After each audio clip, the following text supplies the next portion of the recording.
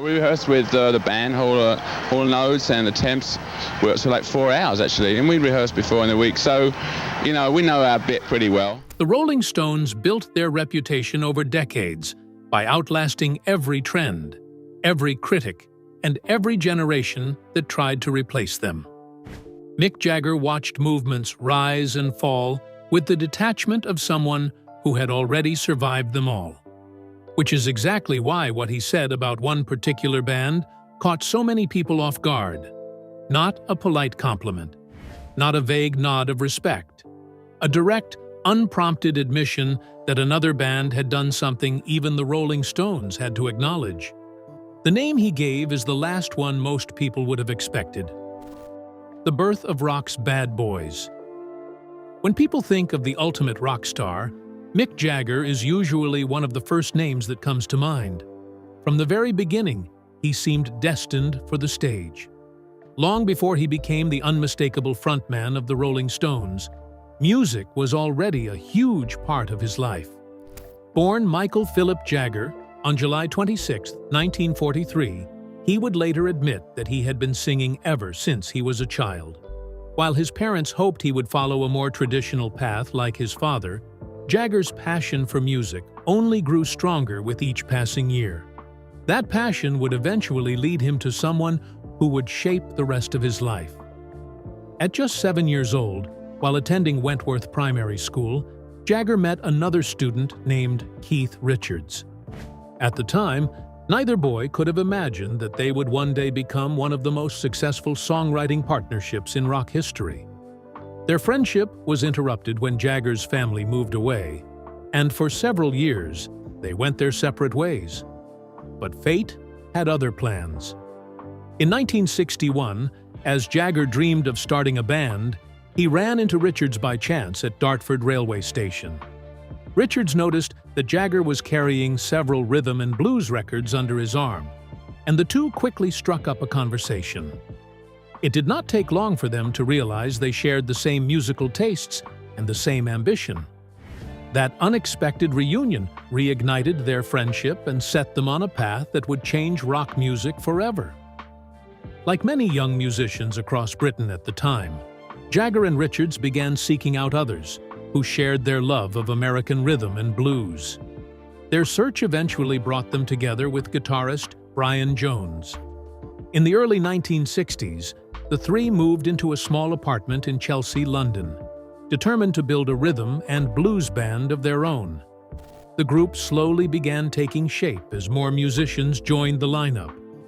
Guitarist Richard Taylor, drummer Tony Chapman, and pianist Ian Stewart were among the first additions. With each new member, the band moved one step closer to becoming a serious act. By 1962, they landed their first performance under the name The Rolling Stones, inspired by a song by blues legend Muddy Waters. Before long, the name evolved into the more familiar and polished Rolling Stones. The band's lineup continued to change during its early days. Bill Wyman replaced Taylor on bass, while Charlie Watts became the new drummer. Even as other members came and went, Jagger and Richards remained at the heart of the group. Their partnership became the foundation on which everything else was built. Another turning point came with the arrival of manager Andrew Loog Oldham. Although he was only 19 years old, Oldham already had experience working with the Beatles. He saw enormous potential in Jagger and Richards and encouraged them to stop relying on outside material and begin writing their own songs. It proved to be one of the most important decisions in the band's history. Rather than following the clean-cut image that had helped make the Beatles global stars, Oldham pushed the Rolling Stones in the opposite direction. He leaned into their rougher, rebellious image and helped establish them as rock's new bad boys. At the same time, Jagger and Richards were growing into a remarkably productive songwriting team. Their breakthrough came with I Can't Get No Satisfaction, an international hit that transformed them into global superstars and cemented the band's place in rock history. As their fame exploded, so did public fascination with Mick Jagger's personal life.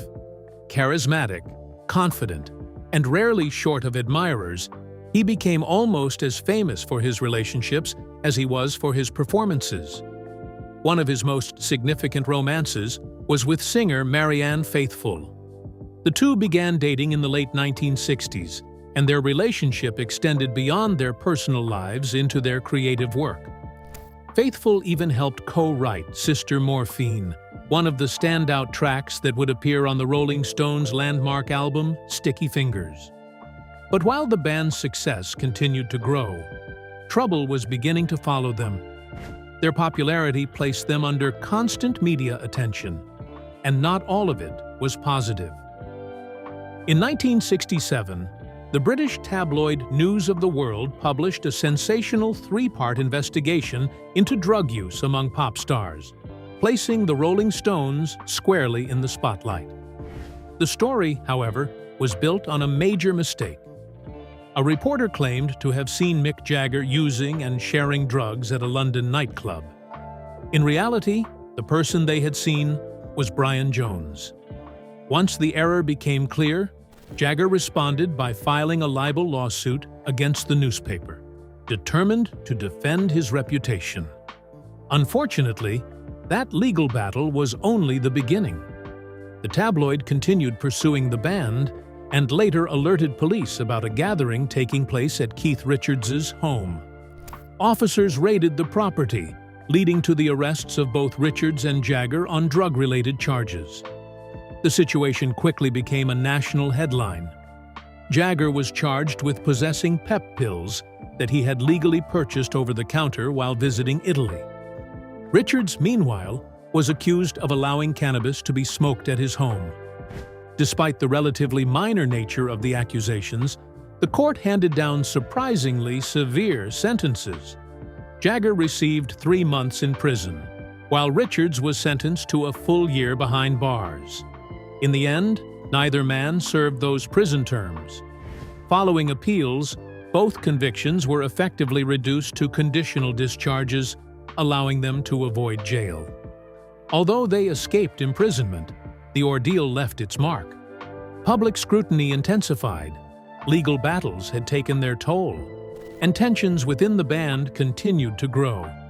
Even as the Rolling Stones reached new heights of fame, life behind the scenes was becoming increasingly complicated.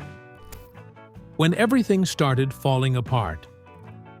By 1968, the Rolling Stones had already released 7 albums and established themselves as one of the biggest bands in the world.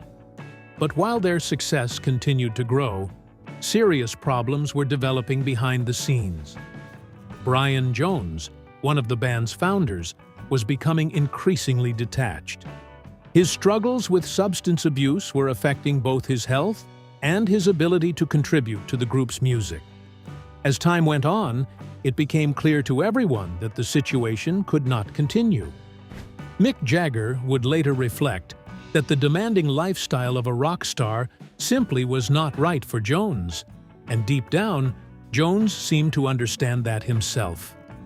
In June 1969, Jones invited Jagger, Keith Richards, and Charlie Watts to his home and told them he was leaving the Rolling Stones. Although he was stepping away, he suggested that the door was still open and that he might one day return.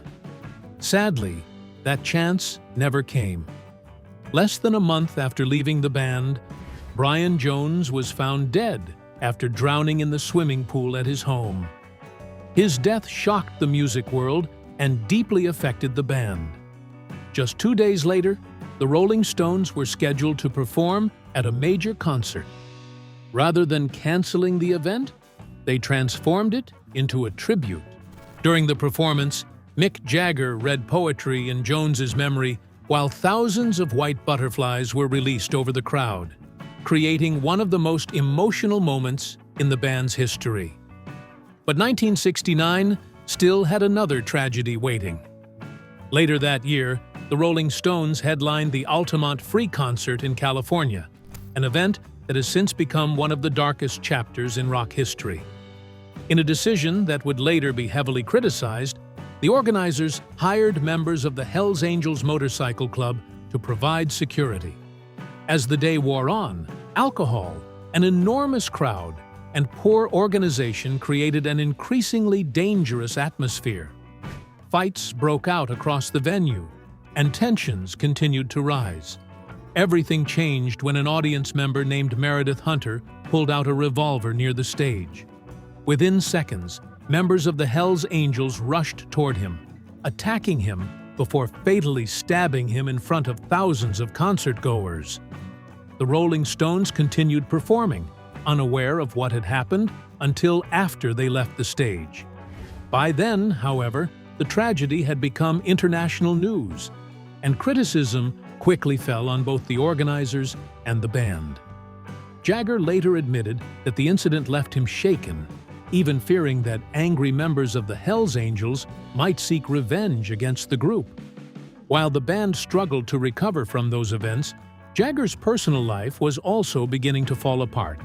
His relationship with singer Marianne Faithfull had been under increasing strain.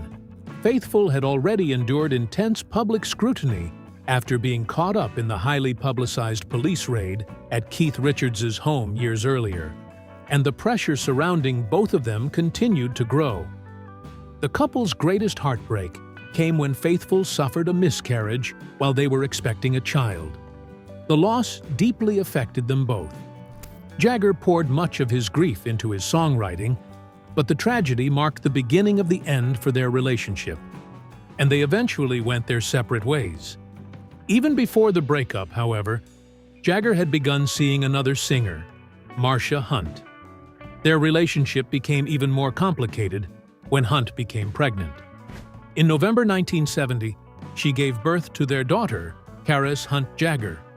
By the time their daughter was born, though, the relationship had already ended. Soon afterward, Jagger appeared ready to begin a new chapter.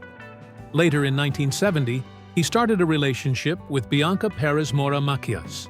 Over the following year, their romance moved quickly, and Jagger seemed eager to embrace a more settled life. The couple married in France on May 12, 1971, beginning what many hoped would be a fresh start. At the same time, he was taking on a much bigger role within the Rolling Stones.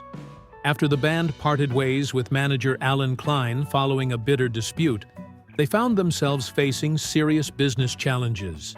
Keith Richards was also struggling with a growing drug addiction, leaving the group's future uncertain.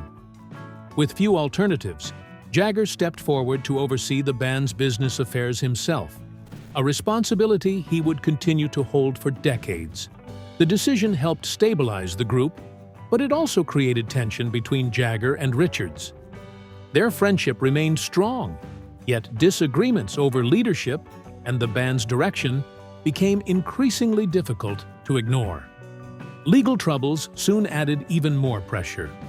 By 1972, while working on what would eventually become Goat's Head Soup, the band found themselves dealing with another investigation.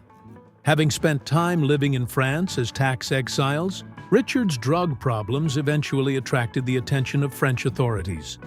Warrants and legal proceedings forced members of the band to return for questioning, raising fears that the consequences could seriously disrupt their future.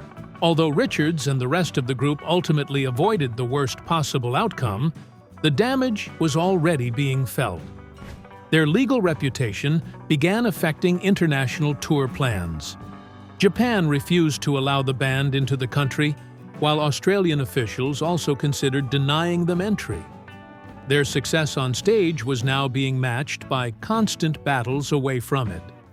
Meanwhile, Jagger's marriage to Bianca was becoming increasingly unstable. Not long after their wedding, they welcomed their daughter, Jade Sheena Jezebel Jagger. From the outside, they appeared to have built a glamorous family life. But behind closed doors, the relationship was far more complicated. Years of infidelity and growing distance slowly pushed them apart. By 1978, Bianca filed for divorce, officially citing Jagger's repeated affairs as the reason for ending their marriage. Few people were surprised. Throughout the 1970s, Jagger's reputation as one of rock music's greatest playboys had become almost as famous as his performances. One of the most talked about stories from that era involved fellow rock icon David Bowie. According to biographer Christopher Anderson, Bowie's wife, Angie, once entered their bedroom and reportedly found Bowie and Jagger together in bed. Whether every detail of the story is accurate has remained the subject of debate for years, but it quickly became one of the most enduring legends surrounding both musicians. At the time, Bowie had already spoken openly about his sexuality, and he and Angie were known to have an open marriage. As a result, the story created far less controversy than many expected. Instead, it simply added another chapter to the growing mythology surrounding Mick Jagger. By the end of the decade, his image as rock's charismatic, unpredictable, and unapologetically unfaithful frontman had become firmly established. On stage, he remained one of the greatest performers of his generation. Off-stage, his personal life continued to attract almost as much attention as the music itself. The scandals never truly stopped. In 1977, Mick Jagger unexpectedly found himself at the center of a political storm. During a Rolling Stones concert that March, one of the audience members was Margaret Trudeau, the wife of Canadian Prime Minister Pierre Trudeau. After the show, reports began circulating that Margaret had stayed behind to celebrate with Jagger. The rumors quickly grew louder, especially after it emerged that the evening had fallen on the Trudeau's wedding anniversary. Jagger refused to encourage the speculation. He consistently denied that the two had been romantically involved, insisting that Margaret had simply wanted to enjoy the night and that nothing more had happened. Public curiosity, however, refused to fade. By then, his own marriage was already heading toward its end. Although Bianca Perez Mora Macias had been linked to relationships outside their marriage, Jagger's own affairs had become impossible to ignore. In fact, before their divorce was even finalized, he had already begun a relationship with American model Jerry Hall. Their romance would become one of the longest of Jagger's life. The couple held an unofficial wedding ceremony in 1990 and went on to have 4 children together. While his personal life was entering a new chapter, life inside the Rolling Stones was becoming increasingly strained. The 1980s opened with the release of the band's 15th studio album, Emotional Rescue. Although the record performed well commercially, the atmosphere behind the scenes was anything but positive. The relationship between Mick Jagger and Keith Richards had deteriorated, and disagreements over the band's future became harder to hide. One of the biggest conflicts centered on touring. Richards wanted to take the new album on the road, but Jagger opposed the idea. After years of non-stop recording and touring, he was looking for a different creative challenge. Rather than leaving the band altogether, Jagger decided to explore a solo career. Throughout the first half of the decade, he devoted more time to his own projects, eventually releasing his debut solo album, She's the Boss, in 1985. Even so, he never officially walked away from the Rolling Stones. Ironically, another major shift was taking place at the same time. For years, Keith Richards' drug addiction had been one of the band's greatest concerns. By the mid-1980s, however, he had overcome much of that struggle. Instead of bringing peace to the group, his renewed focus created a different kind of conflict. With Richards once again fully engaged in the band's direction, power struggles began to emerge. Jagger had grown accustomed to taking charge of many of the band's decisions, while Richards wanted a stronger voice in shaping its future. Their disagreements became so intense that people close to the group described the situation as a full-scale war of egos. Despite the tension, the Rolling Stones managed to complete another album. In 1986, they released Dirty Work, but by then the cracks were impossible to ignore. Jagger had little interest in promoting the record and refused to participate in a supporting tour. His attention remained fixed on his solo career, while Richards focused on his own musical ambitions. For the first time since the band's formation, it genuinely seemed possible that the Rolling Stones might be finished. The divide only became more obvious over the next few years. In 1988, Jagger released his second solo album, Primitive Cool. Richards answered with his own solo debut, Talk Is Cheap. Both artists earned praise for proving they could succeed outside the band, but fans wondered whether they would ever work together again. Fortunately, the rivalry did not last forever. In 1989, Jagger and Richards set aside their differences and reunited with the rest of the band. Together, they launched the hugely successful Steel Wheels Tour, their first world tour in 7 years, supporting the album of the same name. It marked one of the most important reunions in rock history and reminded audiences why their partnership had endured for so long. Away from the stage, however, Jagger's reputation as a notorious womanizer remained firmly intact. During the late 1990s, he met a young actress named Angelina Jolie while she appeared in one of the Rolling Stones' music videos. According to numerous reports, Jagger pursued her enthusiastically, and the two were linked for a period before the relationship eventually faded. Jolie ultimately chose to move on, keeping the romance brief. At the time, Jagger was still committed to Jerry Hall, at least publicly. Although Hall's relationship with Jagger lasted longer than many of his previous romances, it was repeatedly tested by his affairs. The final blow came when Jagger had a relationship with Brazilian model Luciana Gimenez, who gave birth to his son in 1999. After years of forgiveness, Hall decided the marriage could not continue. The separation proved surprisingly straightforward. Although Jagger and Hall had considered themselves husband and wife after their ceremony in Bali, the marriage was never legally recognized under English law. In 1999, the High Court declared the ceremony invalid, allowing both of them to separate without a formal divorce. While one important relationship ended, another was finally beginning to heal.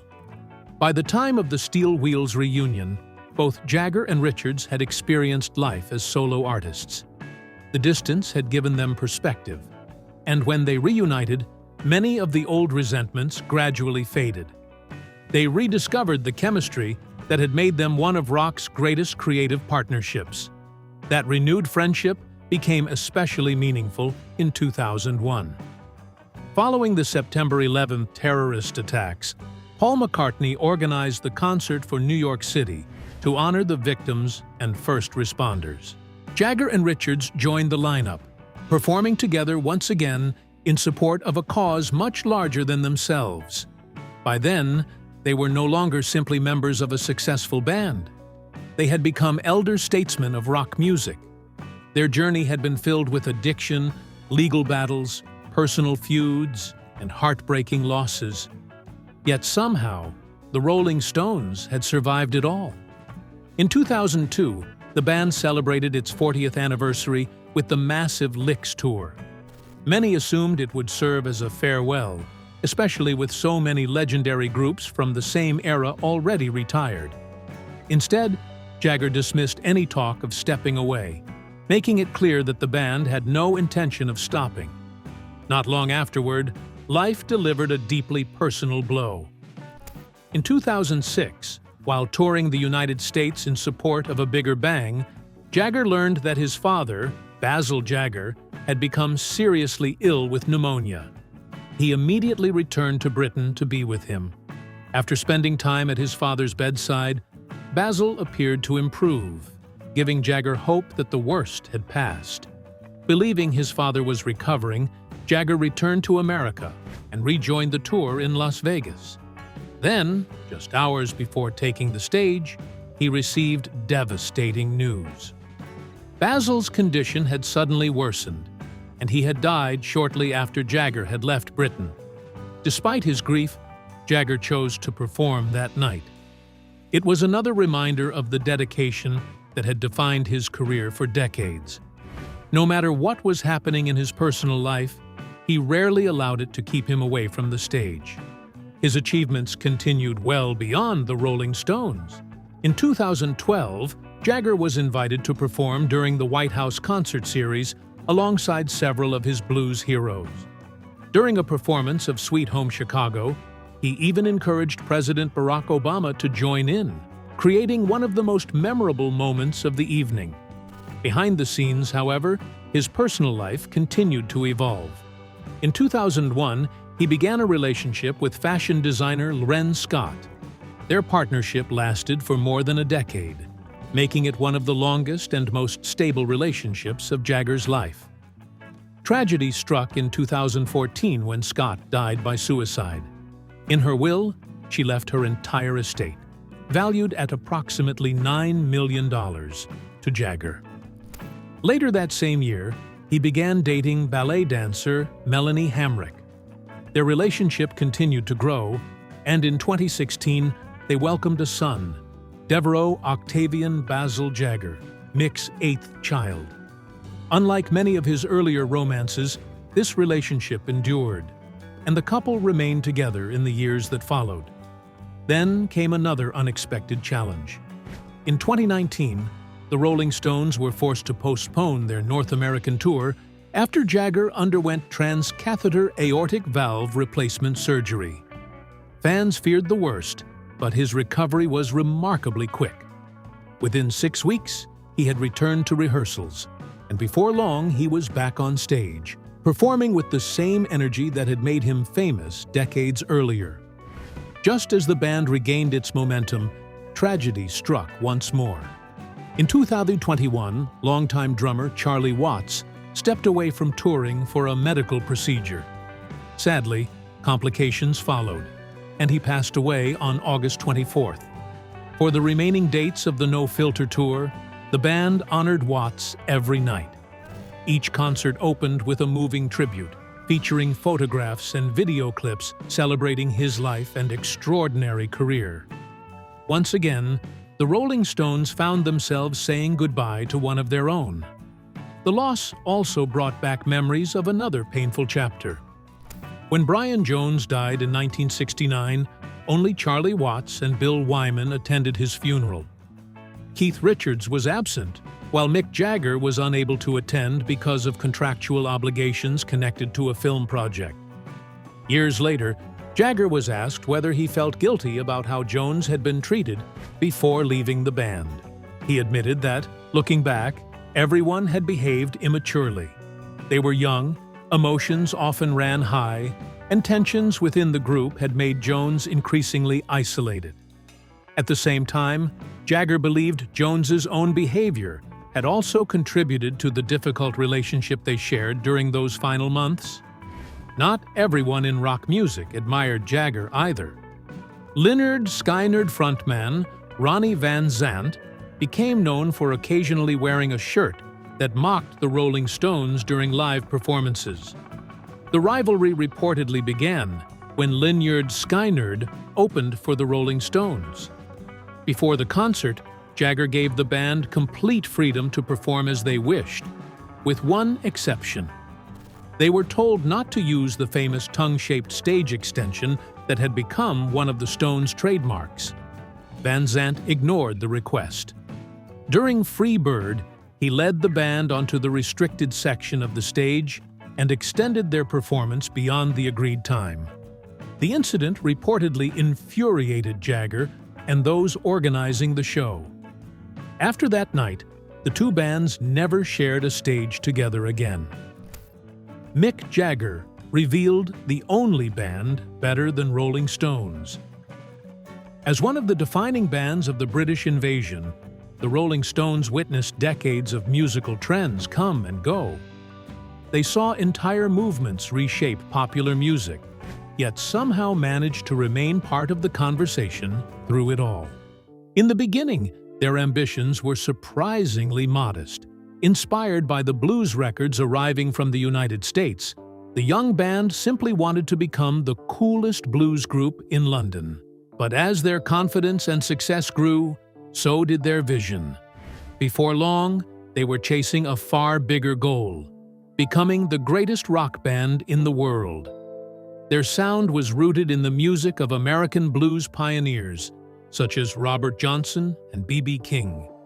Those early influences gave the Rolling Stones their identity, but they never allowed themselves to stand still. As the years passed, they expanded their style, weaving rhythm and blues, soul, funk, country, and even disco into their music, while still holding on to the blues foundation that had started it all.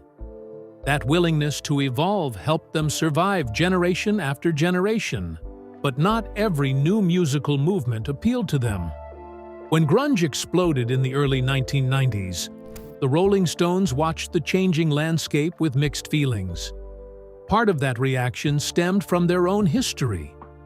Years earlier, Britain's punk movement had frequently mocked and criticized established rock bands like the Rolling Stones.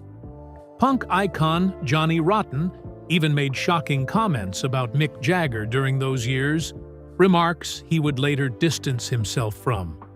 The criticism surrounding the band did not go unnoticed.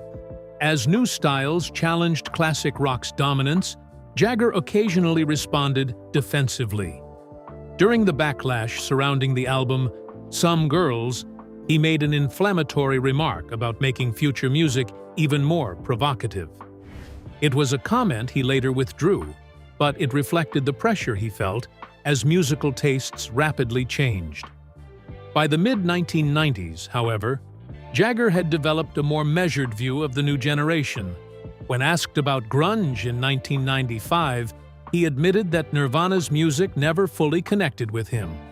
He found it emotionally heavy, but that did not mean he dismissed the entire movement.